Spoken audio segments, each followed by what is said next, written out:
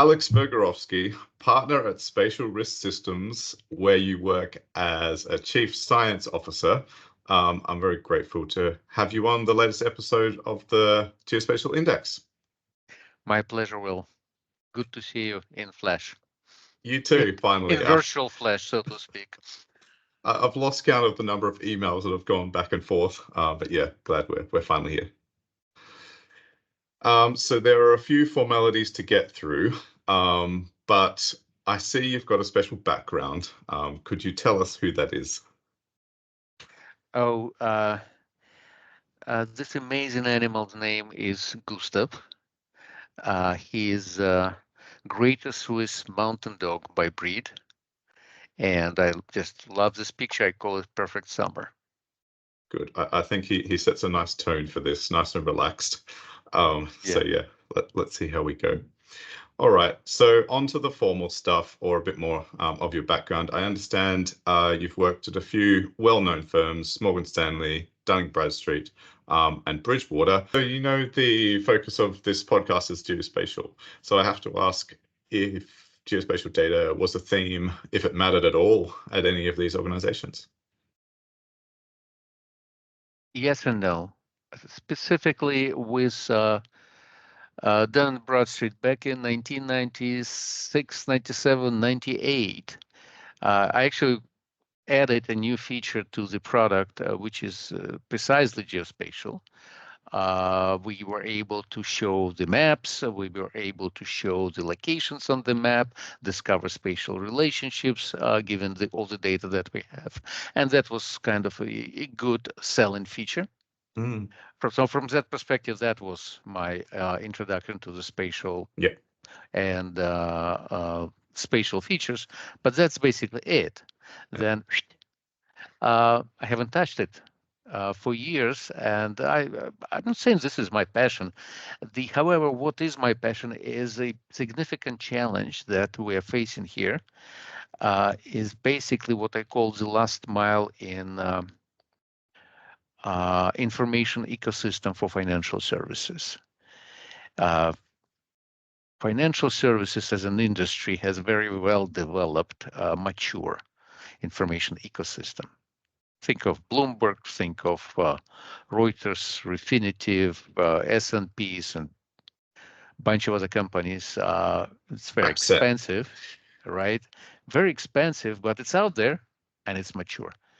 There's no challenge to get it. You just need to have a little bit of money, sometimes a lot of money, but you're going to get it. It's going to work.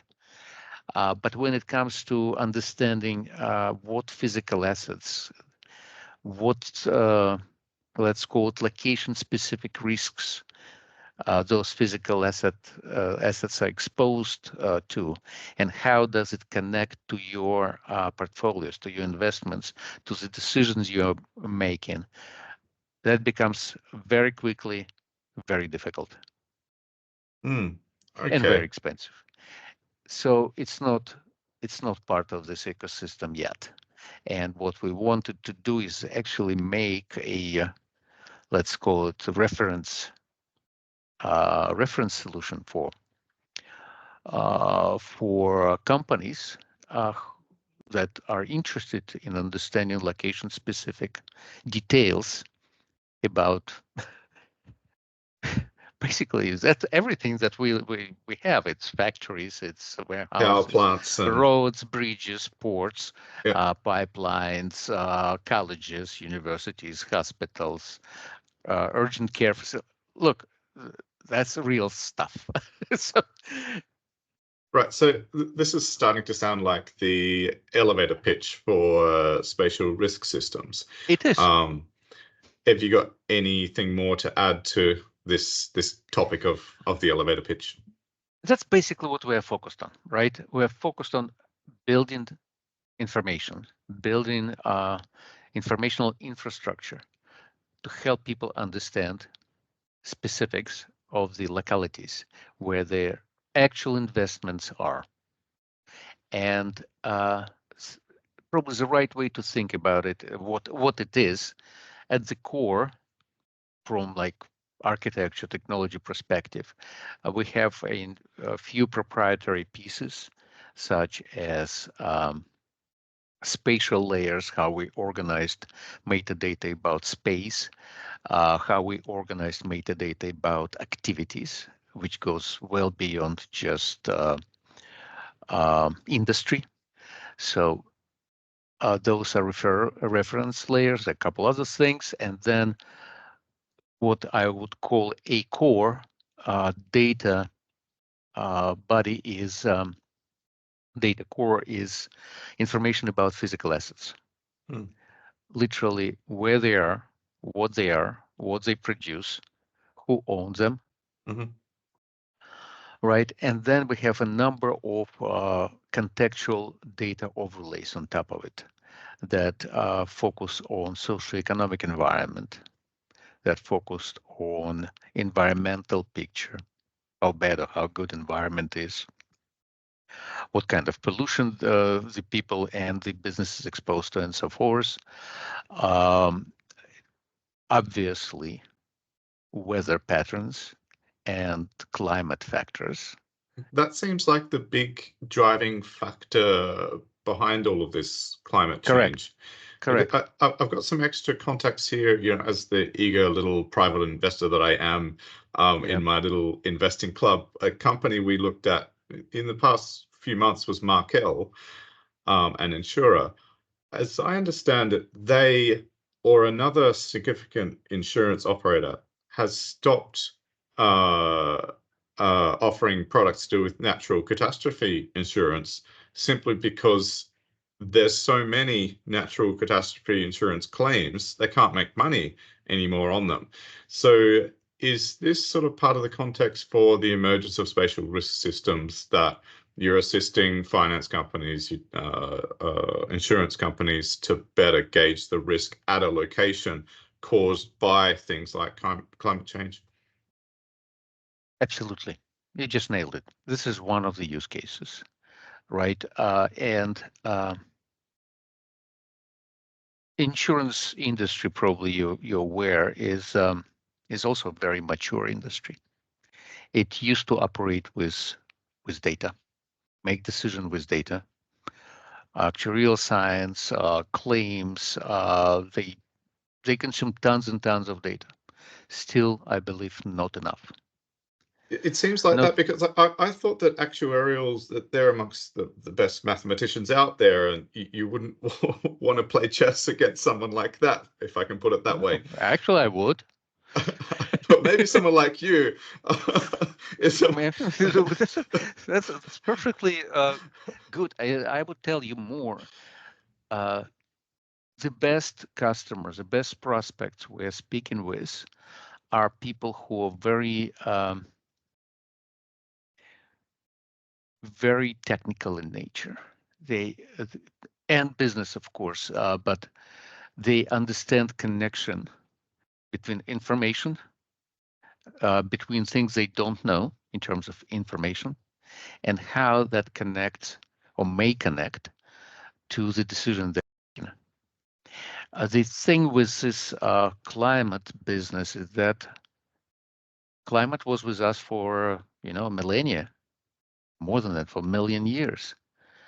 But I think only fairly recently, in historical sense, we as species started to realize that this damn thing, not just that it will change, it's a given, but we ourselves may influence that change.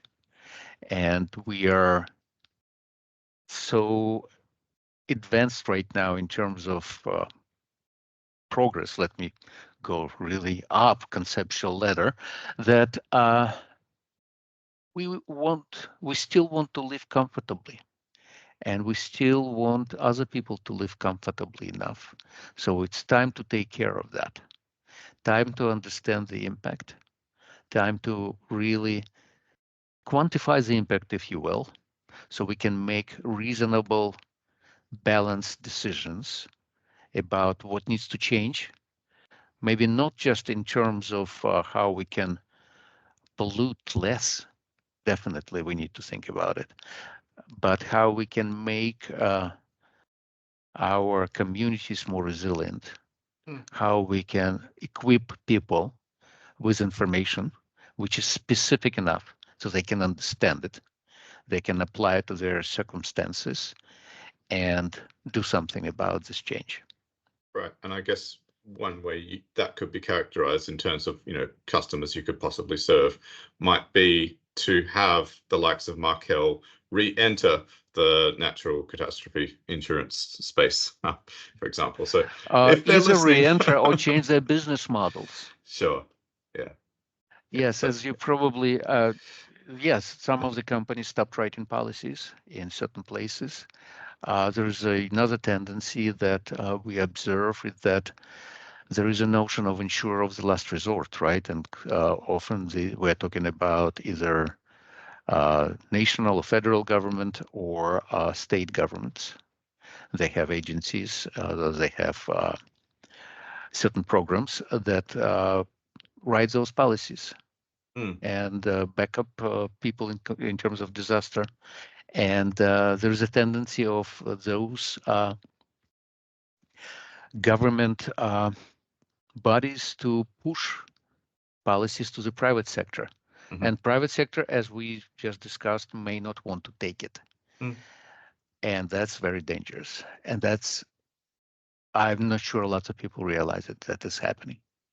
Okay, so with this hot potato, SRS is trying to sell some information products to assist in gauging how hot indeed it is. Okay, so I understand the niche that you're in is spatial finance.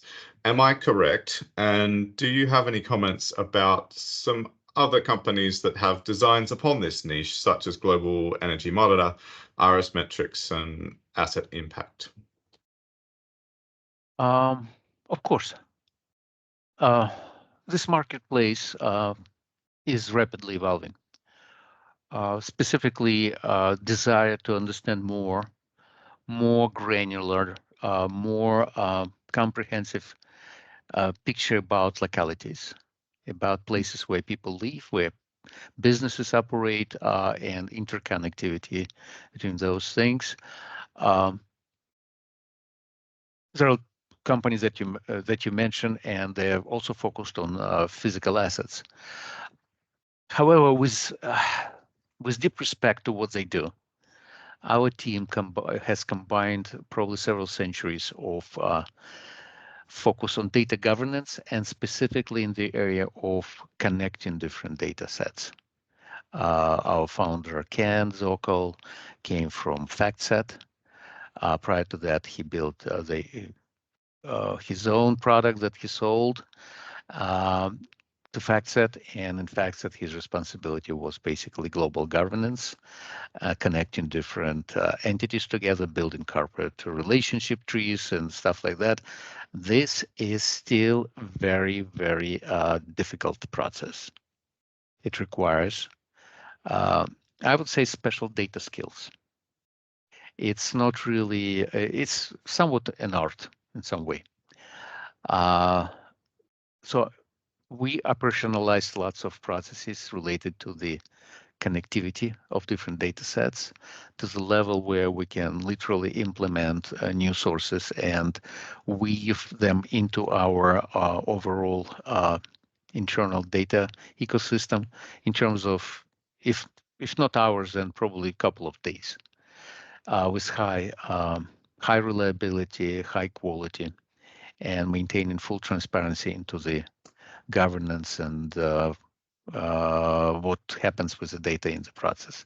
So that's a fairly high wall that we built. In addition to that, I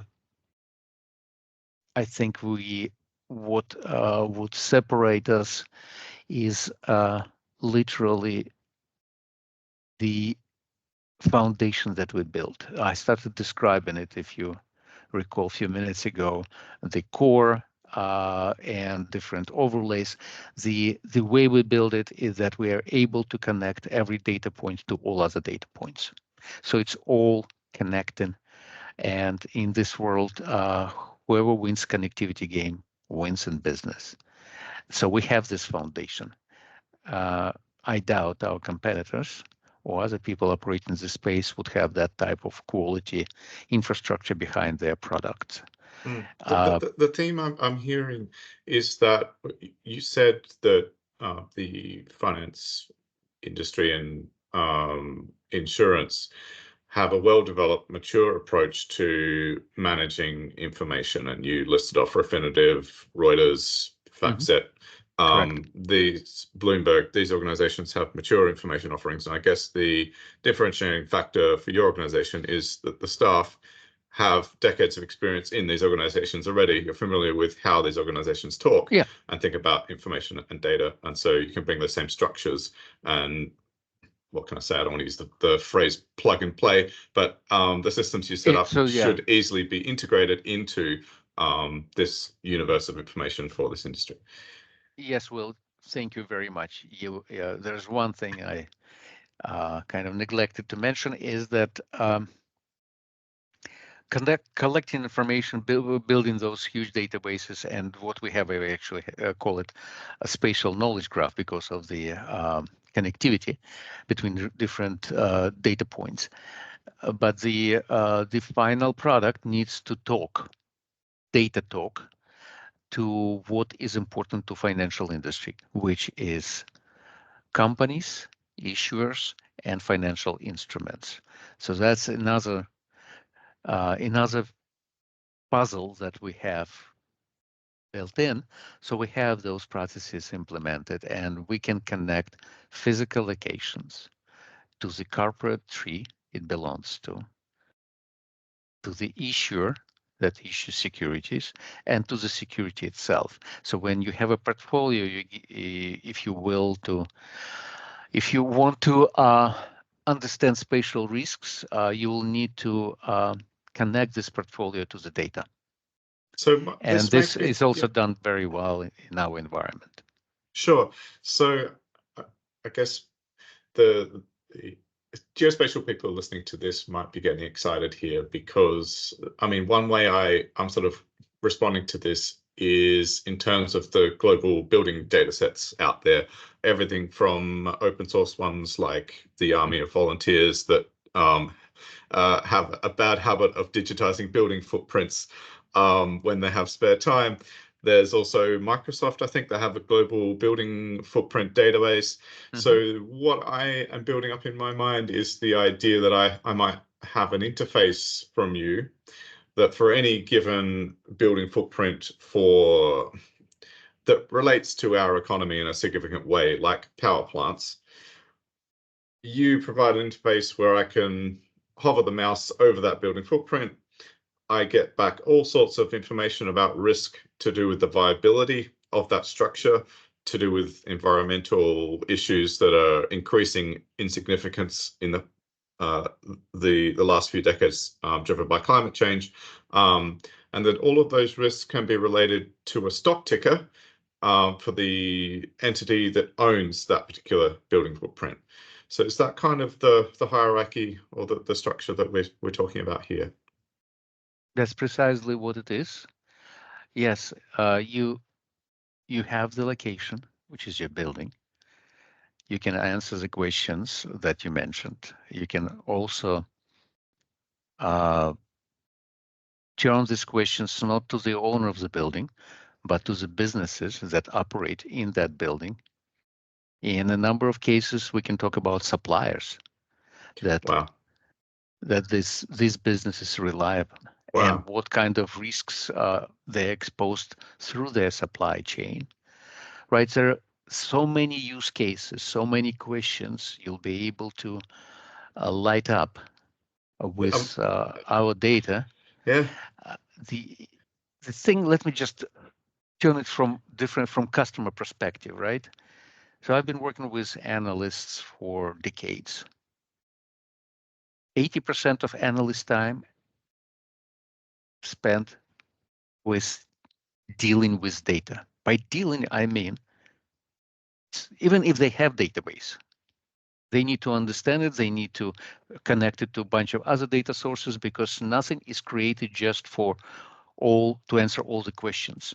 All data created mostly with single purpose in mind. to answer one class of questions. But if you want to expand, you need to connect multiple data sources. And that's very expensive and difficult. And that's what, unfortunately, analysts still do themselves. That's not talking about even cleansing and understanding the quality and curating data if necessary, all other things, all this dirty data business they have to do 80% of their times. Yeah. And if I offer them a data ecosystem and take away 30, 40, 50% of this data wrangling exercises that they're exposed to, I think that's a big help for them. Okay. They will have more time to think. Okay, this is good because it's addressing another of our topics of conversation, which is how you make sure you're always working backwards from customer needs. So I think what you've just described there is a big way that you're trying to make sure that your business aligns with activities that will cause customers to purchase your services. Well, let's just say honestly, it's sometimes it's a challenge, sometimes it's not. It really depends where in the journey our customer is, right? So there are a number of customers that they have very good recognition of the challenges related to the climate change that are in front of them, and they are prepared to deal with them. They know what they are. They need instruments and information to actually transform their understanding into specific strategic or operational decisions. So those are cases where we just plug in very rapidly because customers knows what they want. Okay. There are other side of the spectrum where people recognize that there are some things going on with climate and that may impact them, but this recognition is not translated into any let's call it strategic actions. Yes, we need to build a spatial risk team. Yes, we need to allocate budget for answering those questions. Yes, we need to allocate budget for actually implementing those decisions. Think about all the corporate stuff that actually happens, right? Need to happen in order to something to happen. So on that side of the spectrum, we need to do some education job explaining how they can be exposed, because it's a fairly, on scale of things, it's fairly new phenomenon, thinking about location that way. Actually, not just risk to the business, your risk could be that you simply appear to the community where you operate as a stodgy, insensitive, ridiculously bad business. Even one that's contributing to these risks that you're helping to quantify. Right. And I'm not even talking about helping community where you operate to deal with the changes or prepare for the changes. Right. So, well, lots of examples we can bring in, but back to your question, this is extremely important to us in kind of in our own evolutionary journey. We believe that we can address, we're at the point where we need to focus on several really powerful use cases to get the dynamic going really well. And in order to do that, we need to be very, very attentive to what we are hearing and very perceptive to the customer problem. So okay. that's to me is a key. And when we do it, we're successful. When we don't do it, which I believe we are trying to do every single time, start with assessing where the customer is in their journey in the space. Okay. All right. I appreciate the advice there for other aspiring entrepreneurs. I feel like maybe it would be good to try to summarize what I've understood so far, and then we can briefly cover the topic of customer growth. So I understand that you are somehow in this new emerging field of spatial finance. Because of the founders or the partners of this organization and their decades of experience in some of the world's largest finance and data companies, you're able to essentially assemble a service that these organizations' information systems can easily speak to, if I can put it that way. Correct. A structure for your approach is this new concept to me and maybe a few listeners of a spatial knowledge graph or a knowledge graph. And I think we can dig into that a bit more, but at least we can flag that as a structure. And it seems that you have again, to use the word structure, a structured approach to delineating customer needs, or that you are at least ensuring that you're always working backwards from them. So it sounds as though you have made a decent attempt to produce a competitor in this spatial finance niche. So I'm wondering how customer growth is, and whether, perhaps some of these organizations like Markel are pricking their ears up at the service you have, and thinking, maybe we can add to the analyses our actuarials are doing, and start making money in some of these areas that we haven't been able to lately. Or stop losing money. Yeah, another way to look at it. So overall, right. How is customer growth now with the structure you've put together? What we observe is that, as I mentioned, it's fairly nascent sub-industry in this ecosystem. And uptake, initially it was very slow.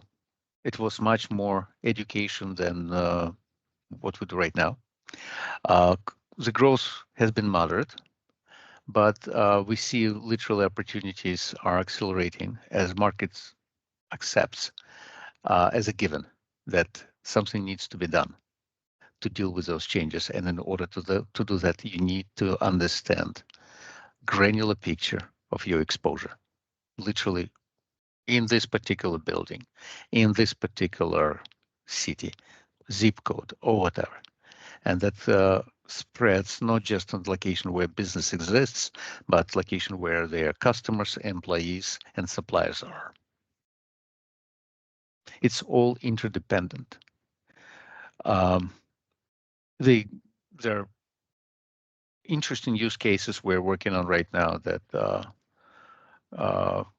but I cannot talk in details, but they're concerning our ability to sustain critical manufacturing in case of disasters. And in order to do that, we need to connect data, supply chain data, climate risk data, socioeconomic data, all of it. But we all have that. And that's why building final analytical data set that could go into decision-making machine is very easy. Okay, I think then it would be good to hear a bit more about this concept that you introduced before of a knowledge graph. Without going over old ground or what you've already introduced, it'd be good to sort of round out the picture a bit about how it was built up, from the perspective of architecture and data collection. I think listeners might also like to hear a bit about your infrastructure. I know that you use Snowflake, so have you got any opinions about it, and why it was chosen over competitors? Okay, so let me start from the last part, then I flip to the first part, right? It's not just Snowflake. Snowflake for us is a data distribution marketplace. We operate on a number of marketplaces, Databricks, Amazon, and so forth. We plan to expand to more marketplaces. So for us, it's a fairly convenient, fairly robust platform where we can position our offerings and fairly seamlessly expose them to potential customers and deliver to them with less effort and more security, right? So that's what Snowflake to us. I know Snowflake offers much more, but we're not there yet. Back to your question about knowledge graph.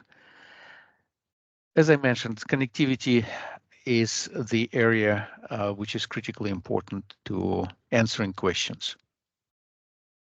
And the data engineering which goes behind that graph is, I would say 90% of it is a data governance, which is basically a discipline of managing the data, set of rules and principles, and set of operational practices that deliver the data in its final shape, connected to whatever it needs to be connected, cleansed with equipped with sufficient metadata and so forth. The technology, I would say it's probably 10-15% of the whole thing. Data governance is the rest. At least that's what we have right now. Our technology is underlying technology is it's classic. It's a relational database still. But how we model, I think it's somewhat unique because it allows that level of connectivity. It allows us to maintain a point-in-time picture of the data, allows to maintain time series, and a bunch of other things. To do very well, we do have some limitations. So there are certain use cases that we at this moment in time cannot implement as part of the knowledge graph, but we are working on how to put it in. Maintaining this integrity for us is a paramount, is a principle. That's what we do. That's how we do it. And I think ultimately that's how it will help us win. Right. Okay. So I can't help myself. You mentioned a relational database. I expect it as an object relational database, given that it involves some spatial data. Is spatial SQL involved in your systems? Oh yeah, the I would say normal database these days supposed to support spatial queries. Yeah. Okay. Yes, is it Oracle, Microsoft, SQL Server? Okay. It is Microsoft, no okay. secrets. All right. So continuing on then with the agenda, in one of your promotional videos, you mentioned that the US suffered something like 20 natural catastrophes of $1 billion in value in 1 year. You then looked at a fire and how your system predicted the conditions that brought the fire about. So SRS has been around for a few years now. What evidence do you have of the predictive power of your rating system? How have you revised your rating system over time in response to feedback? Okay, very well. Let me just make a step back first. What our rating system and what makes it different? Number one, while it answers the question about potential losses that may happen because of certain type of disasters, actually lots of types of disasters, it's not just a score that gives you an answer. It is a library. So what we offer beyond scores, a full data set, all the factors that went into the construction of the score. We open up our methodology. We have full transparency in terms of data provenance, what data we use, what kind of transformations the data is going through. And because we believe that how we think about scoring different disasters in different places may not be necessarily the only way to think about it. We believe our customers probably, at least some of them, know much more about their business, and they can build much better scoring for their business than we would. And that's why we're offering them everything, all construction material that may be useful in constructing this type of scores. Number two, in terms of improvement to the methodology, we're constantly adding new data sources and incrementally improving the accuracy. And number three, we built a lot of test data so we can backtest our scores. And that gives us machine to constantly improving the way we construct them. I've got a phrase or a way to characterize this has sort of sprung to mind for me just now. Is this effectively geospatial actuarial science? In some way, yes. If actuaries rely on past claims, right? Mostly to assess the. I'm not really sure about what it is, but I feel like they use one of the biggest blocks in their machine is claims that insurance company paid, right? Or they got and paid. That's how you get to policy cost and decision whether to write policy or not. So in a way, yes, it is.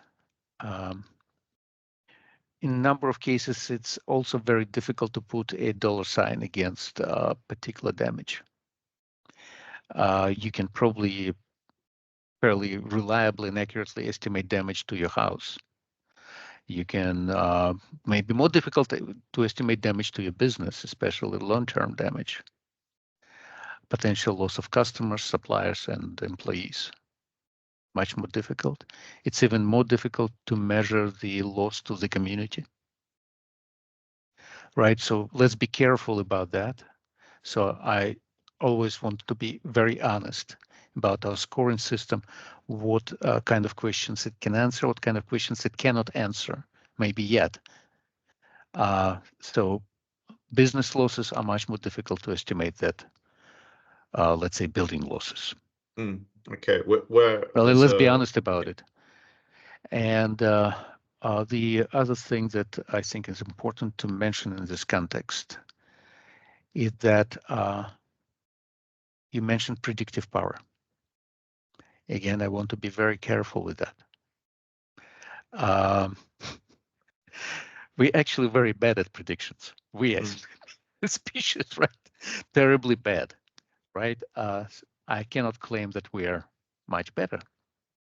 However, we partner with with a number of very smart, very focused, very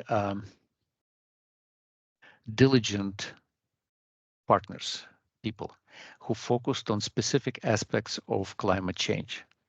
And we incorporate their data with our products. So while we probably don't have enough scientific capacity to do flood forecasts or temperature forecasts or other forecasts, we build relationship with people who do. And they do it taking into account different climatic scenarios. So it's all integrated. So it's not just physical asset information, environmental, socioeconomic, crime, health, weather patterns. We add in forecast information from our partners. Okay, so I mean, it's you made some really valid points about how hard it is to really characterize the loss. And I suppose maybe you were signaling that maybe it's not even valid. Perhaps you can put a dollar value on a given loss. Perhaps there are more meaningful ways to characterize a loss than the dollar value. Nevertheless, maybe only because phrases like or sentences like the US suffering something like 20 natural catastrophes of $1 billion in value in a single year it's attention grabbing. I just wanted, I guess, to focus on that at the moment. So am I right in saying that was it 2023 that there were 20 individual billion plus natural catastrophes, or am I getting that wrong?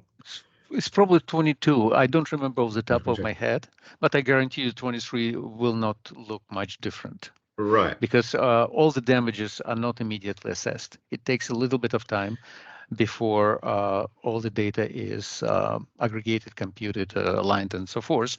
And the damages are trickling in. Okay.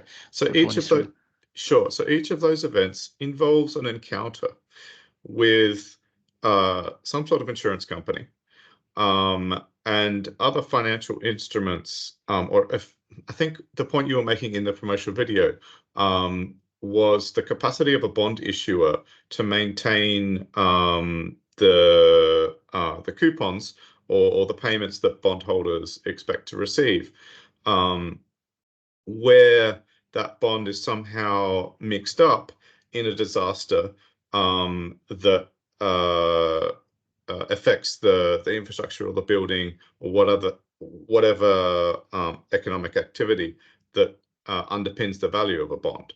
So is the way to sort of summarize this that you are offering a service that gauges the risk and somehow offers predictive power within, along with a bunch of within the qualifications. disclosure. Yes, with a lengthy disclosure. But really, it is that humanity is facing significant financial losses. They're increasing in frequency, increasing in magnitude. And businesses that were stable for a long time, for decades, are facing instability in their ability to make money, especially in the insurance space. And you are adding geography or geographic data to their information systems for their decision making, and that offers the insight that's needed to regain some stability for those businesses. Well, look, it's in risk management, there is established top level framework. You need to recognize that you have risks. You need to assess those risks, measure them. You need to figure out how you're going to react to them. And then, most importantly, you need to figure out what can you do to prevent them. So this very simple framework, right? And risk management people perfectly understand that. So when we talk to the right people and we tell them, they're probably aware of those risks. We help them to measure it. We help them to measure it and in very tangible, very specific way to their areas of exposure, whether it's administrative units such as county that writes municipal bonds for certain things, whether it's a university or it's a business, whatever. Everybody has spatial exposure except cryptos. Everybody has Oh, hang on, there's spatial. the power plants that they get cheap energy from. You're so right. You can't imagine how you're right you are. You're absolutely right. So everybody has spatial exposure. There we go. That's a good way to finish things, I think. We're at time. I don't know. I'm really enthusiastic about this. I only feel like I've just started, but at least Good. Appreciate that. I'm very grateful I had a chance to talk with you at all, Alex. Okay, very well. Let me know what you think about what we did and what I could have done better. That's probably the last one is very important to me. Likewise.